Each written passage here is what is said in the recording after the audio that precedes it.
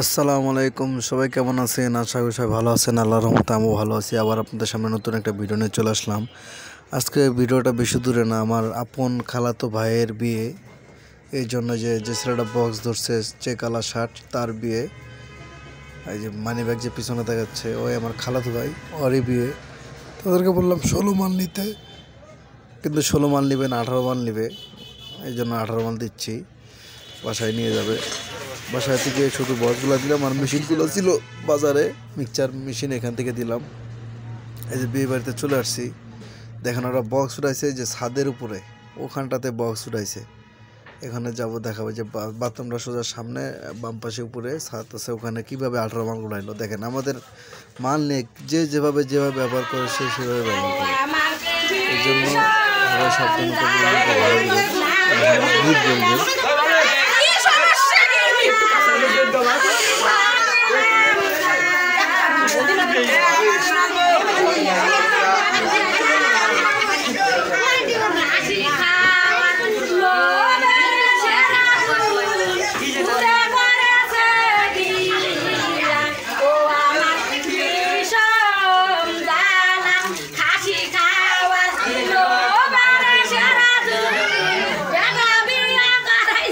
ছেলের বাম পাশে যে ছবি উঠাচ্ছে সেটা হলো আমার আপন দুলাভাই, যে আমার বোন আর আমার দুলাভাই।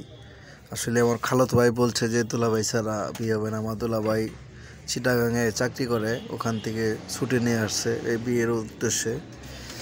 আসলে বিয়ের মধ্যে অনেক স্মৃতি থাকে যায়, এই জন্য আমি ভিডিওটা একটু করে রাখছি। তারপরে সম্পূর্ণ ভিডিও দিব না, কিছু ভিডিও দিব যাতে করে স্মৃতিটা ছেলেটা থাকে যায় সারা জীবন।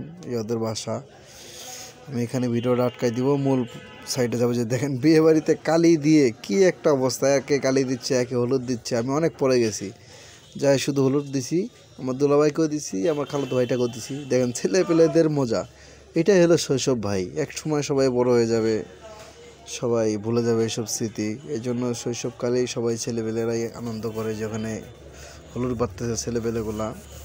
আর আপনাদের ভাবি, আপনি আমার বউকে কোনোদিন দেখেনি, এটা হলো আপনাদের ভাবি।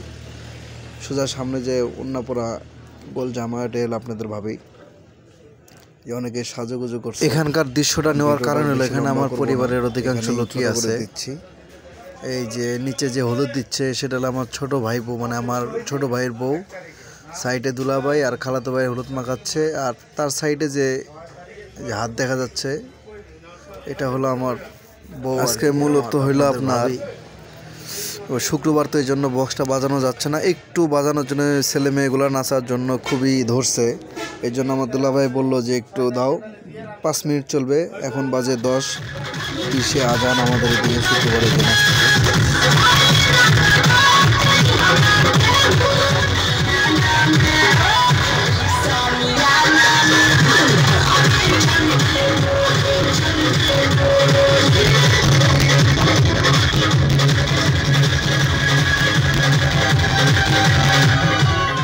দিনের কাজ শেষ, এখন আমরা বিয়ে বাড়িতে যাব। আসলে মাইক্রো আস্তে আস্তে এত দেরি করছে, 9:30টার সময় রওনা দিয়েছি, সন্ধ্যাবেলা যাওয়ার কথা।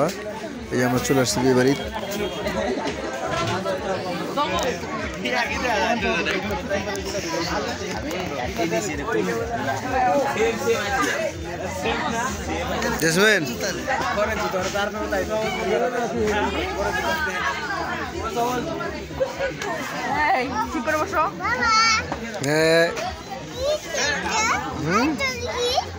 বসো, মাম দেবে, একটু পরে মাম দেবে।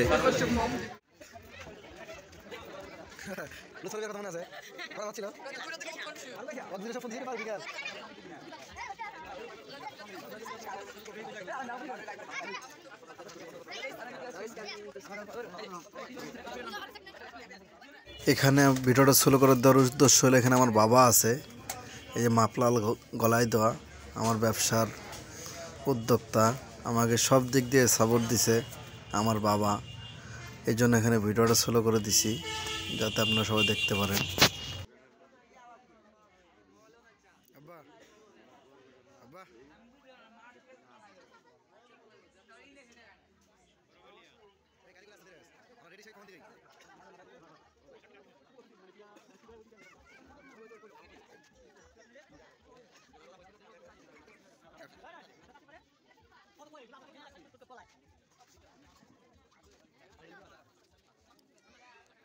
তারপরের দিন ছেলের বাসায় খাওয়া দাওয়া, এখানে একটু শর্ট করছি হালকা।